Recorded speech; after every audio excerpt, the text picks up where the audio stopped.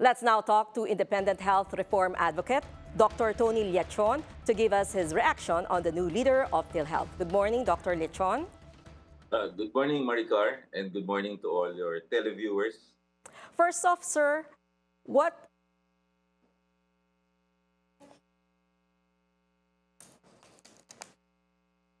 Okay, sir. What do you think is the qualification as a president of or chair at the helm of PhilHealth? Well, I know Dr. Edwin Mercado personally. He's a graduate of the UP College of Medicine, an orthopedic surgeon, and then trained in global health policy at Harvard and University of California in hospital management. So he's also vice chair of a hospital in Batangas, that's the Daniel Mercado Hospital, and has been at the helm of the Ayala Health Network and the QualiMed.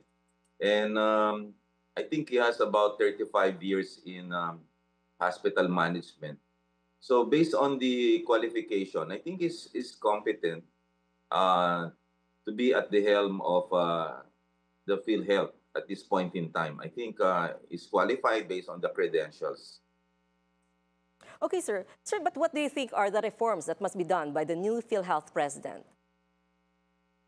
Well, first and foremost, I think the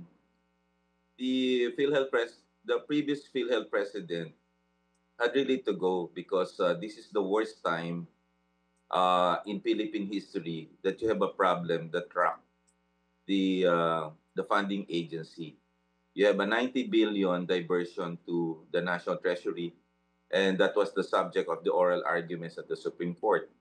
And then you have a zero subsidy, and the first time in Philippine history that the government did not give any subsidy to the PhilHealth. So definitely, what Dr. Mercado should do is to have an organizational change at the Execom. So, of course, the chairman of the board is the Secretary of Health. But what went wrong during the time of Emmanuel Ledesma? Basically, he was not advised as to the legality of the transfer of the 90 billion to the National Treasury.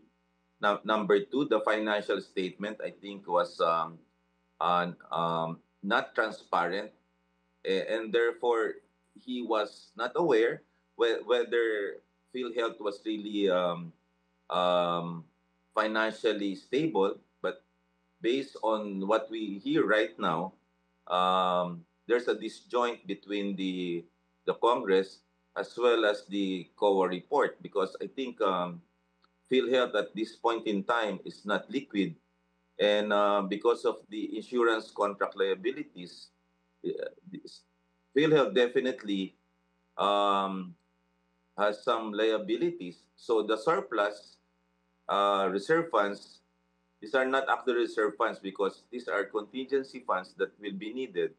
So first and foremost, I think there should be an organizational change.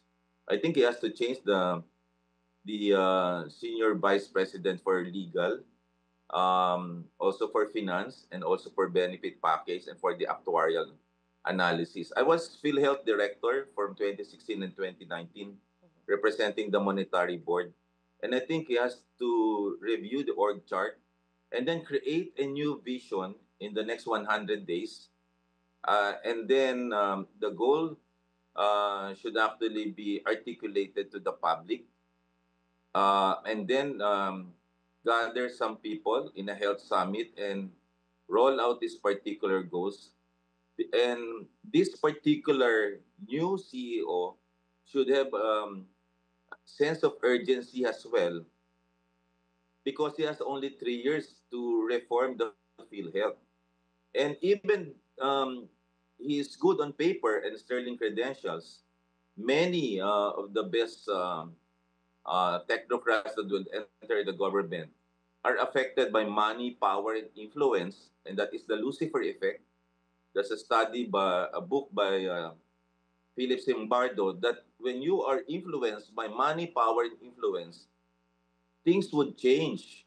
So I just hope that the values of honesty, integrity, and accountability will still be with Dr. Edwin Mercado as he navigates right now the PhilHealth until the end of the term of the president in 2028. Okay, sir.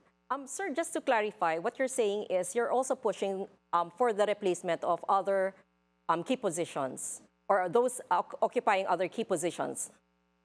Yes, because um, the organizational structure in PhilHealth, you have a chairman of the board, that's the secretary of health, but he's not a voting member. Mhm. And then you have an execom as part of the um, leadership team of Dr. Edwin Mercado. But what went wrong here? I think some of the leaders of Mr. Ledesma did not advise him very well as to the legality, as to the actuarial analysis, as to the financial statement. And that's the reason why they faltered. This is the biggest, I would say, PhilHealth leadership team ever because you divert 90 billion earmarked for universal health care and you cannot just transfer money. And the financial statement, this is just flawed at this point in time. That's why you have oral arguments at the Supreme Court. So Okay. my recommendation is that aside from the changing of the guard at the PhilHealth, you have also to change the execom Okay. of Mr. Mhm. Ledesma, and then have a brand new leadership team with a new vision, Mhm. new mission, and goals in the next 100 days, and then roll it out, and then with a scorecard and a checklist or a Mhm. metric of success, so that they can actually have a direction towards 2028. Mhm. Sir, can PhilHealth survive without raising members' contributions? Is that possible? No. I think the biggest problem here is that the government did not give subsidy to PhilHealth. So if you will not, if you will just rely on the private sector, the middle class, in terms of premium, then you will be depleting because they're Mhm. actually creating a lot of benefits. So where will you get the money?